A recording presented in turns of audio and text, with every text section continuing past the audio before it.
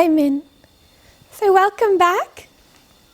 Elder Tabo just made an announcement about how we will handle the interactions.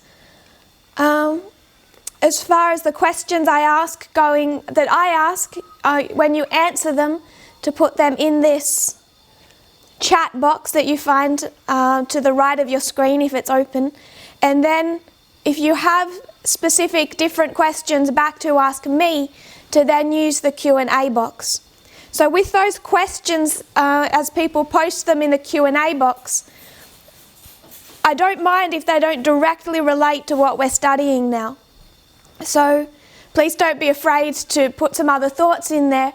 It may be that we can't get to them at this Sabbath, but when we know what questions people have, we know what to do in other presentations at other Sabbaths, in private messages if people need, or it might be that the presentations are already heading into a discussion of those subjects, and we will know better what questions people have as we present. So please don't be afraid to put questions in the Q&A box. If they don't get answered directly, that they'll be in our minds and they may get answered in some later presentations. So welcome back. We left off yesterday discussing where we are in our current dispensation and going through different lines that illustrate that. I think the more that we look at the external events as they relate to not just to the United States, but worldwide, as we can see how worldwide the issues are now, it really helps us understand why we need the lines. There is a complexity, a messiness to what happens externally. Nothing is neat anymore, especially in an information war or in an information age.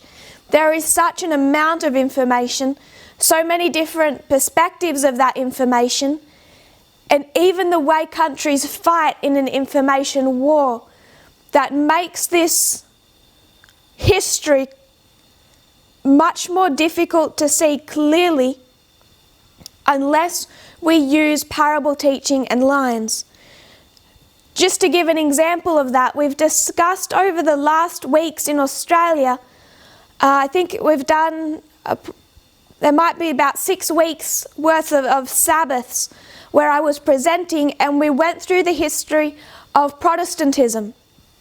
And I kind of hinted at this. We didn't go into a complete discussion of that subject, but going back to the early 1800s, what argument were Protestants making in America? The Protestants, strong conservative Protestants in America, they didn't then use the term evangelical. The terms have kind of morphed and developed over time, but the conservative Protestant faction in America in the early 1800s, what was their position on the Constitution? Their position on the Constitution through most of the 1800s was that it was a worldly, satanic document. The Constitution nowhere honoured God. It didn't mention God as being the force behind the United States. It didn't mention that the United States owed allegiance to God, had respect for his authority and his laws. The fact that God was left out of the Constitution to such a degree for them made the Constitution essentially like a satanic document, and they attacked the Constitution through the early 1800s.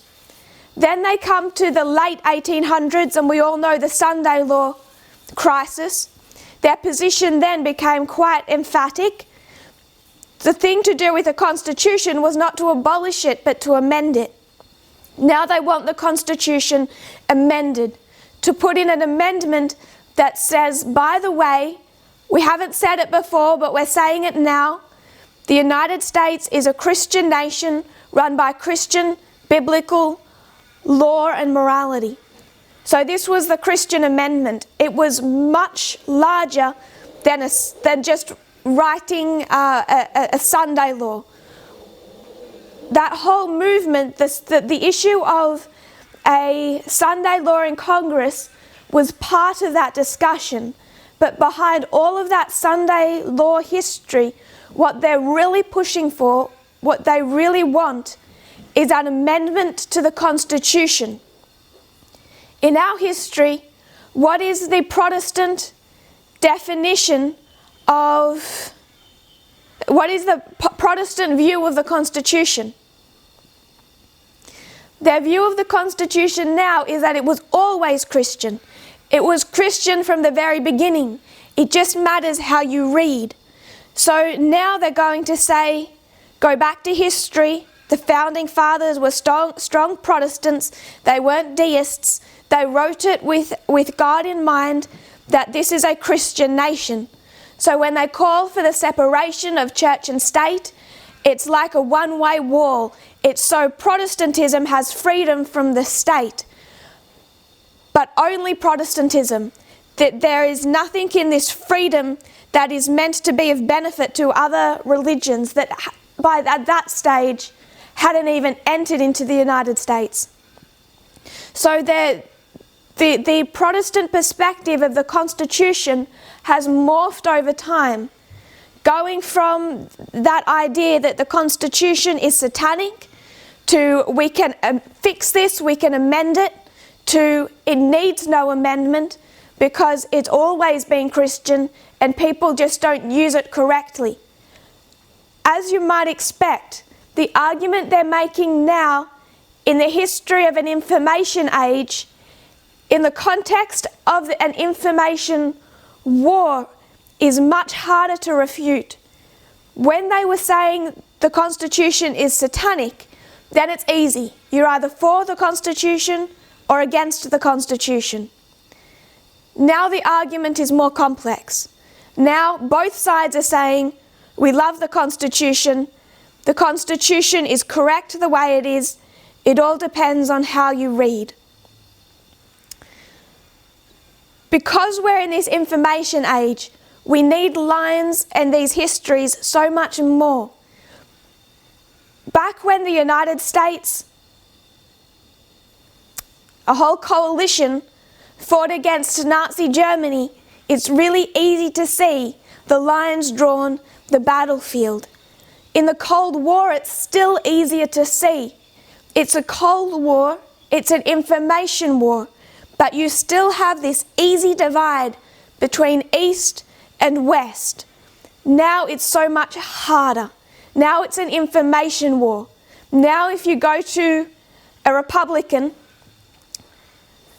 now if you go to Paul Manafort or Roger Stone and say there is a Cold War between the United States and Russia, there is an information war over spheres of influence, what do they say? Depends how you read external events. There's a deniability. Back in 1799, all the French people know we have the establishing of a dictatorship. Especially when you come into the early 1800s, you already have Napoleon establishing a dictatorship. When you see dictatorships established through history, when you see Stalin, people know that they have a dictator. Now with Vladimir Putin, if you ask the average Russian, does your country have a dictator, will they say yes or no? It depends. It depends how you read the actions of Vladimir Putin. We need lines to make sense of what has become much more complex as we get towards the end of Earth's history and the end of the Great Controversy. So we're looking at what these lines are, and we're being a little bit more focused, because these lines are explaining a particular dispensation that we are in as priests, our last dispensation as priests, the time of trouble, and it has particular challenges associated with it. We are quite some months in to this dispensation, and many people are struggling. I want us to understand more completely why we are struggling, why this dispensation is so hard for us. So we've been through a few of the lines that we are given. We looked really at the template, the way Ellen White describes Jacob's time of trouble, and we looked at that quite quickly. We saw close of probation to second advent, Jacob's time of trouble, and what we particularly focused on was the phrase, that paragraph, where she said, every earthly support is cut off.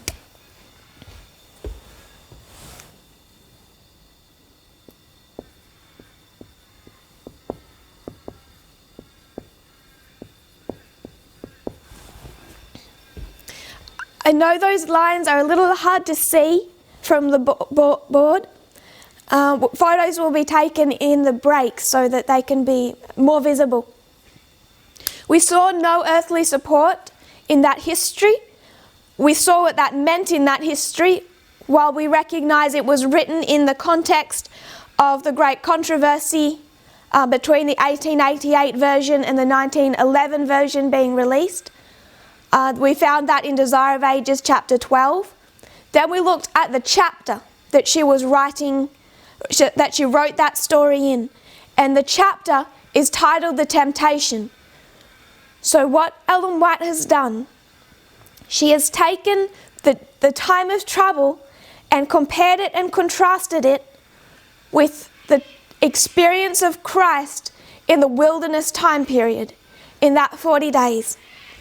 That's something we've already been doing in this movement for some time, for quite some time, over a year.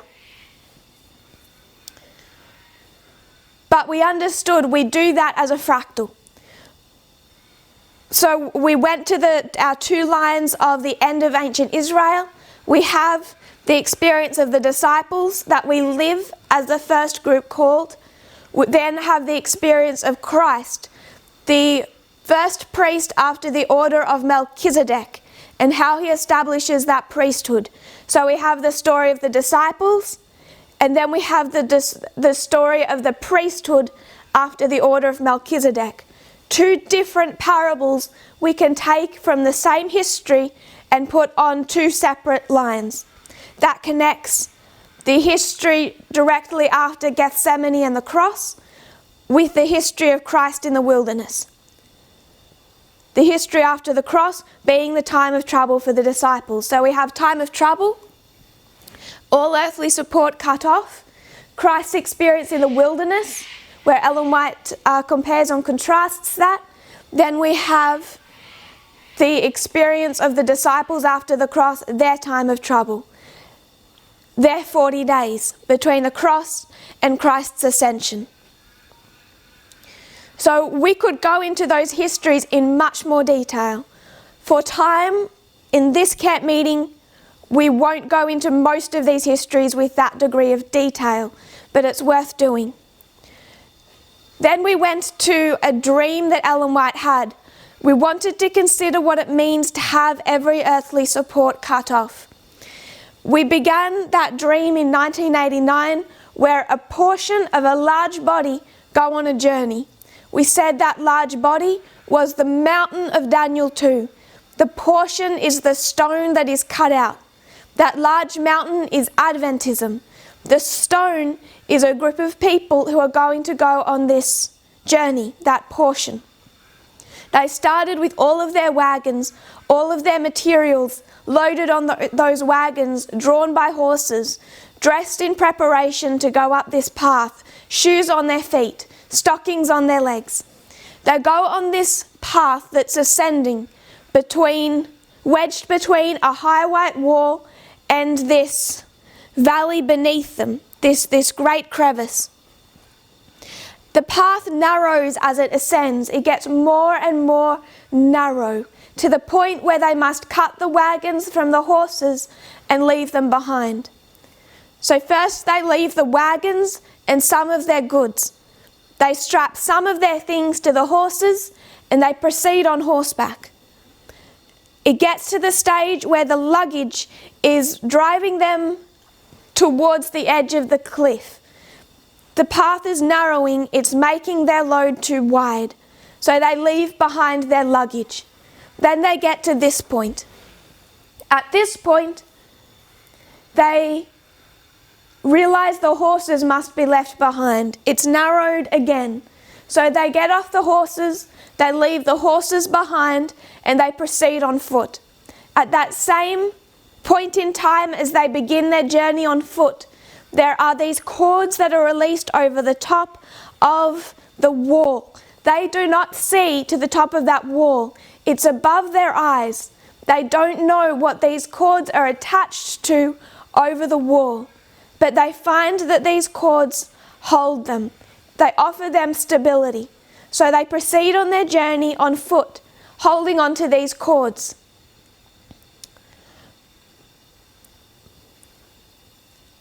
I don't know who here has gone rock climbing. I used to love to rock climb. And you really quickly realize that shoes are not a benefit to you when you're trying to hold on to small parts in a rock wall. When the path narrows, very few things grip as well as your feet. So they take off their shoes and they proceed in their stockings. They can get better grip this way. So they're proceeding in their stockings. From here, they leave behind their shoes. It gets to the point where they must go in bare feet. They need that grip. So they take off their stockings. Then they proceed barefoot. Now when you rock climb, you know that if you just go barefoot, unless you have very strong feet, it cuts, it hurts. So what tends to be worn are special shoes for that purpose that mold quite closely to your feet, but they're quite thin. They enable you to still be able to grip with your toes. You can still use your toes, all parts of your foot through this shoe, but it offers protection. They don't have those. They're barefoot. They need that grip. At this point in time, Ellen White speaks of those who leave at every part along this journey. So we mark the beginning of the journey at the time of the end. That's when a group begins to be formed and called out. We have the two waymarks of that dispensation. We come to 9/11, the cords are let down. The cords being the lines, being parable teaching. They are the specific tool and characteristic of the second angel. Right when she starts to speak about those left behind at every point who are not prepared for hardship, it's in the history between the waymarks of 2012 and 2014 when we first begin to experience major shakings in this movement. 2014, they get to the point here where the path has narrowed so much, she says, it gets to the point they have to suspend almost their whole weight from these cords. And the people are quite joyful in this history. There's quite a lot of confidence in this history of the Sunday law history, of the latter rain. People are shouting, we have hold from above. So they don't know what holds the cords at the top of the wall. But they don't mind that in this history. At this point in time, that's okay with them. They just know that the lines are secure, that the cords are secure. So there's a degree of confidence. They can suspend their weight upon the cords. They say, we have hold from above. But they are still able to have some grip along this ever-narrowing path. These cords increase in size. They cannot just be held by the hands anymore. They are things that are moving with you as you walk, and you are holding onto with your whole body. Ellen White begins to notice blood along this white wall. As I said before, if you're going to rock climb, it tends to wear specially made shoes. You're going to cut your feet. And what she's seeing here is that this path has hurt the people in front of her. And yet she sees it is just as it should be. That blood encourages those coming along before. Others have passed this journey before us and they made it to the other end, so can we. Then they come to the chasm, and as Ellen White describes their experience standing, pausing at the edge of this chasm, she uses the same language that we find expressed in the history of both Christ in the wilderness and Christ at Gethsemane and the cross. We've reached the time of trouble. We've reached 2019.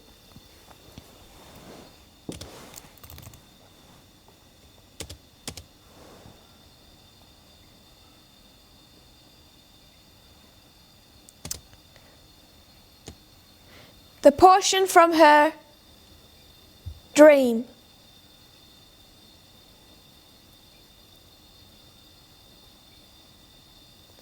My husband was just before me. The large drops of sweat were falling from his brow. The veins in his neck and temples were increased to double their usual size, and suppressed, agonizing groans came from his lips. The sweat was dropping from my face, and I felt such anguish as I have never felt before. A fearful struggle was before us. If we failed here, all the difficulties of our journey had been experienced for naught. So I won't go into the history of Gethsemane and the cross. I think we're all somewhat familiar with that experience. I will quote from CSA 32.6.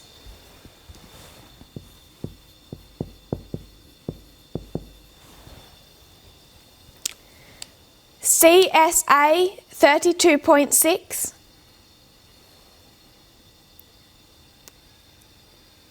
In the wilderness of temptation, the destiny of the human race had been at stake. Christ was then conqueror. Now the tempter had come for the last fearful struggle. For this he had been preparing during the 3 years of Christ's ministry. So in this quote, she compares Christ's final test at Gethsemane and the cross with the temptation in the wilderness. Last quote for this subject is in CTR 192.4.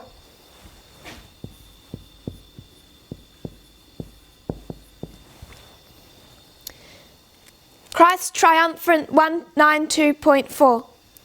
When Jesus was led into the wilderness to be tempted, he was led by the Spirit of God. He did not invite temptation. He went into the wilderness to be alone, to contemplate his mission and work. By fasting and prayer, he was to brace himself for the blood-stained path he must travel. But Satan knew that the Saviour had gone into the wilderness, and he thought this was the best time to approach him. Weak and emaciated from hunger, worn and haggard with mental agony, Christ's visage was so marred more than any man, and his form more than the sons of men.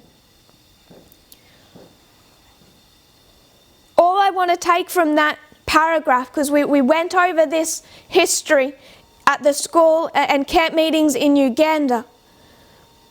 What I want us to see is that experience in the wilderness is mirrored in the experience of Gethsemane and the cross. The reason we need to see it in the time period of the wilderness is that this was not something that happened for this movement, that this movement is experiencing in a matter of hours or one day. Someone asked the question yesterday about the temptations of Christ occurring just in a matter of hours. And we discussed how that test will not come to this movement in not even just in one day. It becomes a theme of that time period. So this experience as they stand on the edge of the chasm isn't just happening on November 9. It's not a one-day experience. It's happening in the context of the whole wilderness time period. It's a characteristic of the time of trouble.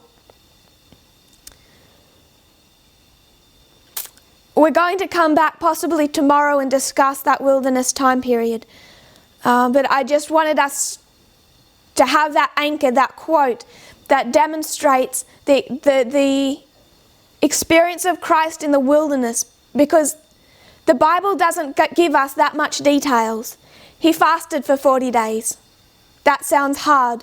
When Ellen White describes it, she describes the weakness, the emaciation, the hunger, the mental agony.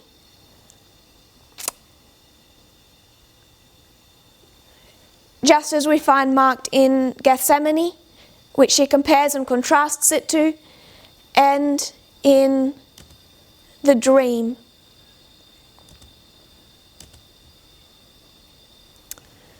So we discussed what they had to experience in this time of trouble in her dream, crossing from one side of the chasm to the other side, crossing to what she describes as being a land that cannot be described by anything earthly, that is not lit by the sun.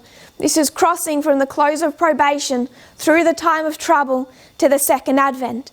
And that history is described as having no earthly support. We can describe it as people having to let go of their worldliness or their earthliness. Subtly the same thing. We discussed then what that earthliness is. We can keep it on the line of the movement and speak about our preconceived ideas about the nature of the kingdom. Those preconceived ideas being really taking us on two different roads, in two different directions off of the path. We'll discuss more about that later. But then we also applied it personally. We have to apply this personally. If the movement is experiencing that, we are experiencing that. We have to come to terms with the fact we are not fit for duty. I think many people in this movement feel that now that we have the message of equality, we have it all together and we're fit for duty. And my fear is many of the people sharing that message, speaking equality, are failing the exact test that they're speaking about. There is a danger that people think they are passing the test when in fact they are failing it. The lines tell us that depending on whether or not we're willing to open our eyes, we can see that.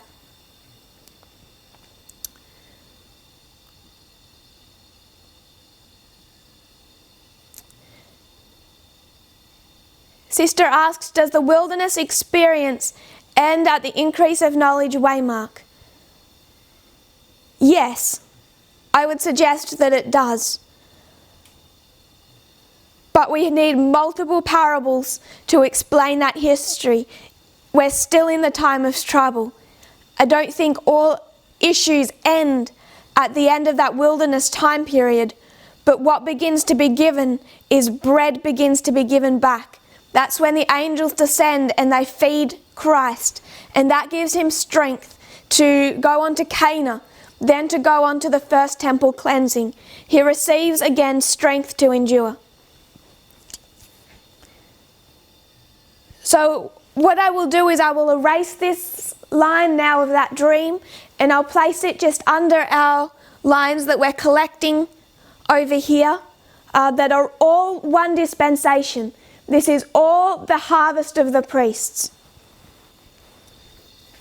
So if you give me a moment, I'll erase this dream.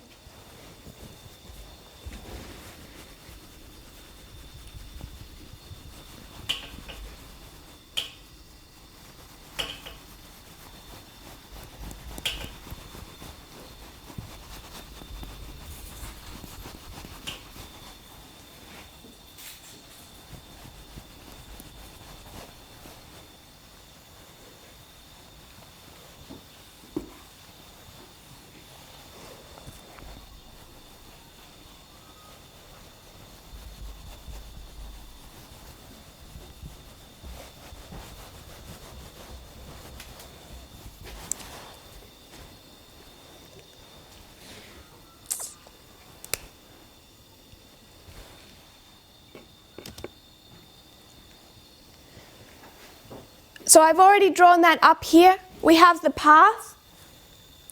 At the end of the path, they start to ask who holds the cords.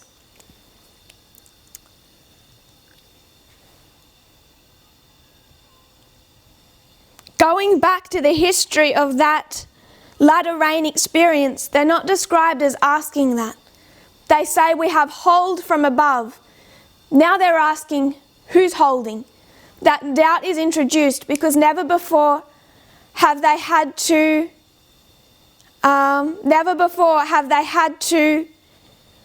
put their entire weight upon those cords.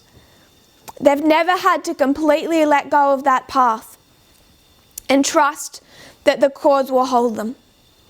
So we have that experience of the chasm. Who holds the cords? Then they are finally able to say, God holds the cords. Once they step out in faith, they are led across that chasm.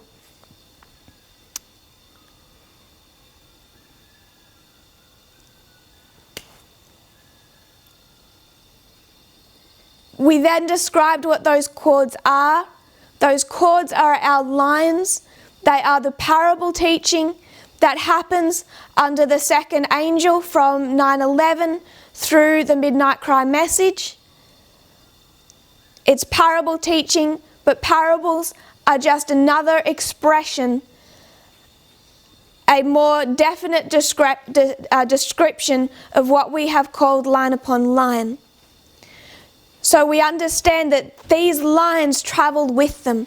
They held them all along their way from 9/11. And now what gets us to this time period, what brings us to this time period, gets us through it, is those lines, the same ones that we have been teaching for some time.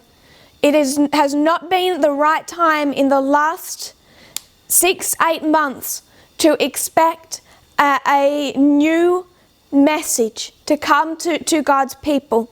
We are in the time period when there was no bread, when that left this movement weak and emaciated from hunger. It was not a time period when we could have had a message like that of July 18, despite the fact, separate to the fact, it's not built upon parable methodology. We could not have such a message in that time period. The only thing that will get us through the time of trouble is trusting in parables and the lines. A sister asked, how do I know if I'm failing the test of equality? What are the signs? It's how much we're willing to trust the lines. And I know some people are just telling me now, we won't watch you anymore, you just keep repeating yourself. I think because people don't realize how much they need to trust the lines.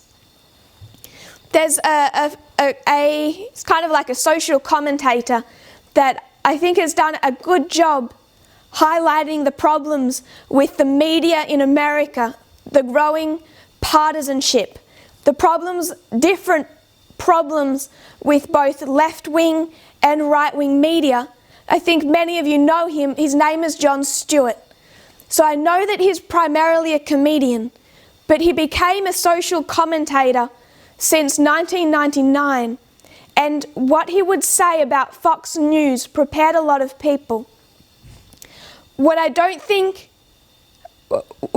we need to realize is, as the message was taught last year, it was specifically targeting people in the movement who held on to strong conservative biases. They were right-leaning, nationalistic people. So the message had to be so clear, so cutting, against that type of worldview, against nationalism, against sexism and homophobia. None of that is incorrect. It was strong then, it would be taught just as firmly today. But for people to understand that clearly, we had to make very black and white statements. Right-wing news bad, left-wing news good. Trump bad, Obama and Clinton good. It had to be cutting. As we get into a new dispensation, that is starting to be refined. We have to see the problems with left-wing media. We have to see the problems with left-wing leaders, with Obama and Clinton. I brought up Jon Stewart because he said something recently in an interview. A man was interviewing him, asking him about the political climate in America. And Jon Stewart gave quite a bit of background back into the years of George Bush and Obama and how they handled free speech. And he said that as he presented his show, he started getting called into the White House because he was saying things on his show that were quite incendiary against the president. He was speaking against the White House. He was humiliating the president, pointing out inconsistencies and hypocrisies with the administration. And he started getting in trouble with the White House. And he didn't want to go into much detail. He started getting really quiet. The interviewer asked, who was the president? And he said Obama. There was this little quiet period. And then he said, it's really funny until it's your guy. That's the problem he faced and we face. Trump is wicked. We can see that. People have no problem externally, I hope we have a problem internally, of speaking in an inflammatory, argumentative, disrespectful fashion against Trump. But then there's the problem with Obama and Clinton. And it's all funny, it's all okay, it's okay to criticize until it's your guy. So when I say trust in the lines, that's really easy to say and to see when those lines are telling you there is no July 18 attack on Nashville. It's really easy to say trust in the lines when they say black and white racism in America is wrong. It starts getting a lot harder. People in this movement now start making excuses when we say trust the lines, don't protest, don't post incendiary messages, don't join a left-wing movement, keep reforms. When you start saying those things and say trust the lines, then the excuses come. Then people start to say, yes, but I'm a citizen of two countries, God's country and my country. Since when did the kingdom of God offer dual citizenship? Never has, never will. When I say we are to trust in the lines and they are the only thing that will get us through this time period, the reason people think that is an easy statement to follow is because they don't realize the lines condemn their own practices today. It's no longer FFA that's the issue. FFA is been and gone. I don't think about us having a fight with Future for America. That split is over. Now, when we must trust the lines, it's not that we reject July 18, it's what they're telling us about our experience right now, about how we are expected to behave right now.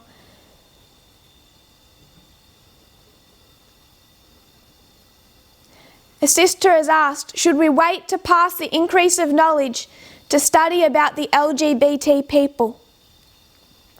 Our message will be very similar to that defended by the movements of the world about themselves. I don't quite get the second question. The first question, people can study as they like, but should we be fighting about this subject online in debates? The lines say no. So why are we? It's because people don't trust the lines. They don't apply the lines to themselves. They apply them to other people. They apply them to those social conservatives that they know in their friends and their family and their colleagues and acquaintances in Adventism and the world, in Future for America. They don't apply them to themselves and hold themselves to the same standard.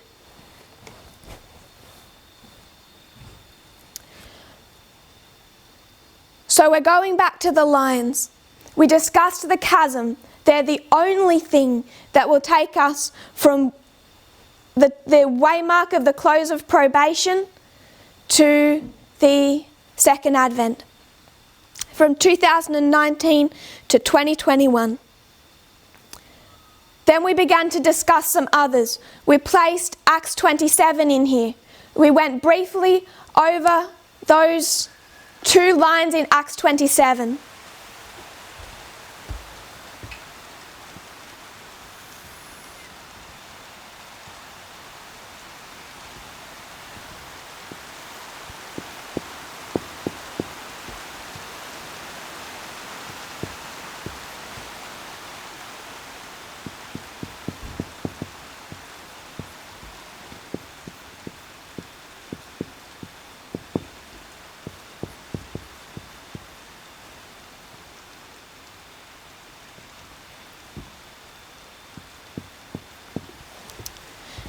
Between the increase of knowledge and the formalization of the Sunday law.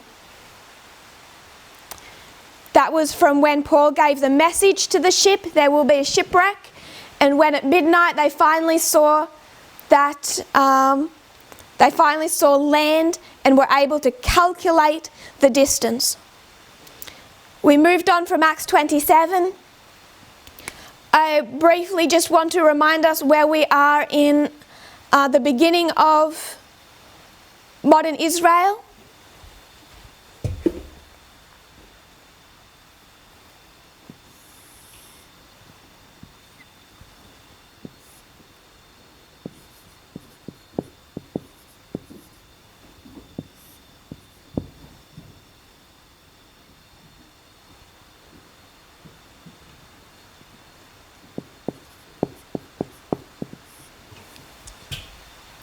October 22, 1844.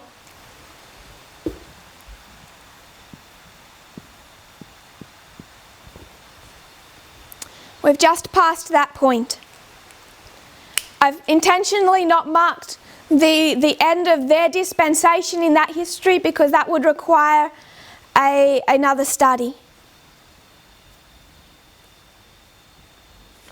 Then we moved on to the revolutions, and this really, we springboarded from Millerite history into the subject of the revolutions because we actually came to that study through Millerite history. We went through how they had identified themselves as walking through the parable of the 10 virgins, and we still have that drawn above. We drew the line of the 144,000. Underneath, we put their experience, how that they experienced the tarrying time, April 19. The tarrying, we line up with 9/11. Then 2014, in its primary sense, is July 21. This midpoint of that history, that experience of the 10 virgins, described in the parable as midway. Then it comes to its conclusion, a shut door, October 22, 1844, lining up with 2019 in its primary sense. First group called beginning of modern Israel, priests are the first group called end of modern Israel. So we understood that those three waymarks, tarrying, midnight cry, shut door, are all symbols taken from Matthew 25. And the symbol that we particularly wanted to pick up on was July 21st, midnight and midway. Just before we were closing, and then our review will be completed, we looked at, we drew it this way. July 21 is midway in that history. 9/11 to the Sunday law in our own, April 19 to October 22 in theirs. It is literally midway. When we make application, we bring it over here, it makes 2014 symbolically midway or midnight. So we're taking the literal to the symbolic. rules of parable teaching. Take a literal story, make a spiritual or symbolic application.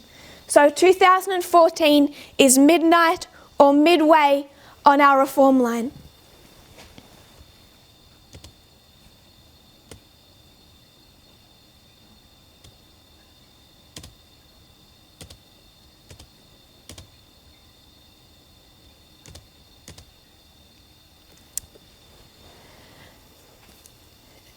This was how it originally developed, the study of the revolutions, identifying 2014 as midway. But then how was 2014 first come to as a waymark?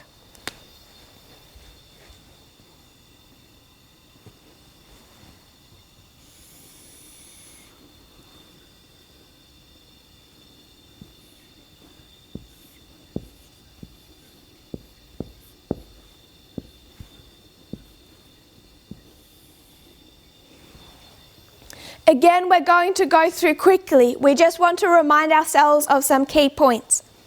2014 was come to as a waymark through a deeper, more thorough study and understanding of the 2520, the key that unlocks time, particularly as it relates to the 126 and the 151 and prophetic time spans.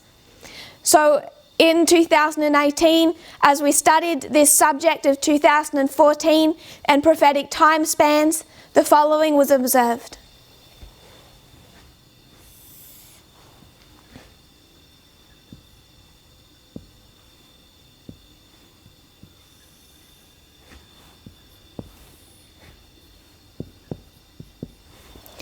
The 151 to 2014 takes you back to 1863.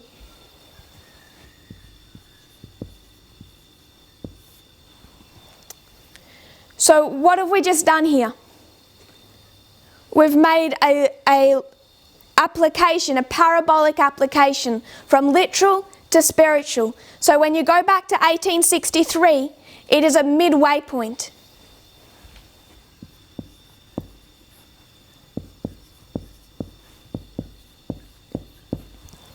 It is literally midway in the history of a revolution. When you make application, is it literally midway? Is 2014 literally midway in the history of a revolution? No.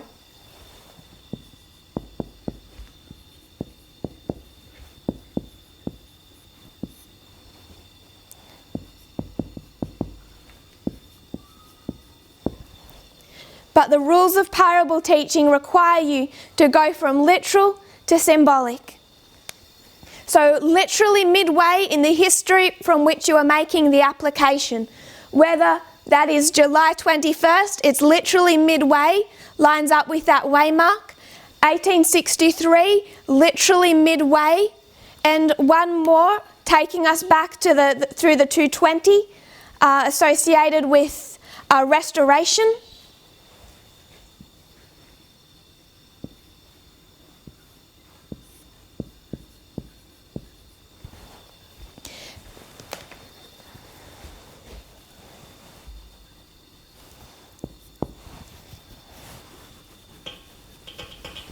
It takes us to 1794.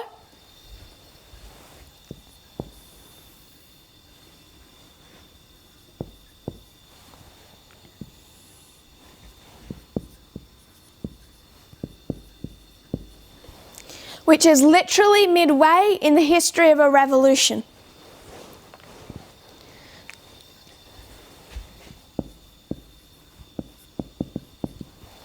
So you have midway literally in every history that is being applied in using the rules of parable teaching. July 21st, literally midway. 1784, literally midway. 1863, literally midway. And what those histories enable us to do is have a more thorough understanding of 9/11 to 2019. Over covering two dispensations, the early rain and the latter rain, the growth of the crop, of the priests. It covers those two dispensations in two parts. And it describes it externally as being a history of revolution that by the end of that revolution results in the placement of a dictatorship. 1799 was the establishment of Napoleon, who was a dictator. So a history of revolution that overthrows the common order, resulting in a dictatorship. This civil war in America, just another way of describing a revolution, by 1865 came to its completion and resulted in the assassination of Abraham Lincoln and the establishment of Andrew Johnson. So the core subject of that 1863 history is the rise of church and state. It's taking us from 1863 as that Sunday law history. But you can also see that it gives that to us in the context of a revolution happening inside America. Church and state comes together partly as a result of this internal conflict. So that American Civil War history is more complex, relating primarily to church and state, but that happens in the context of an American revolution between North and South.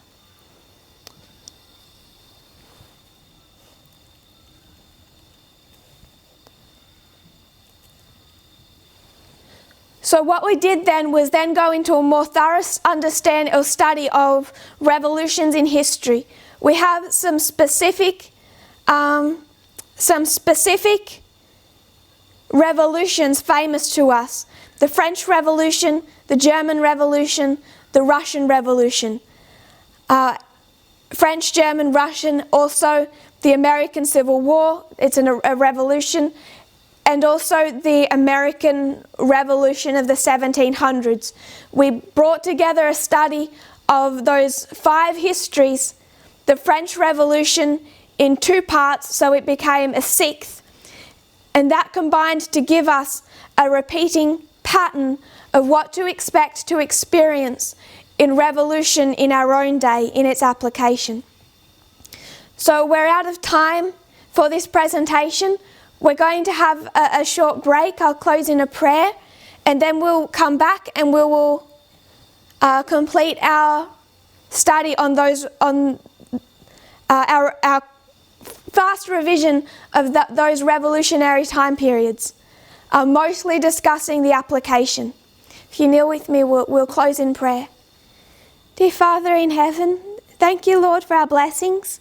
Thank you that we can come together over different time zones far away. Lord, you know the danger that we are walking through. You have done your utmost to have us prepared, to have us fitted for this journey. I pray, Lord, that we will be willing to carry that cross, that we will see that for the glory of your kingdom, for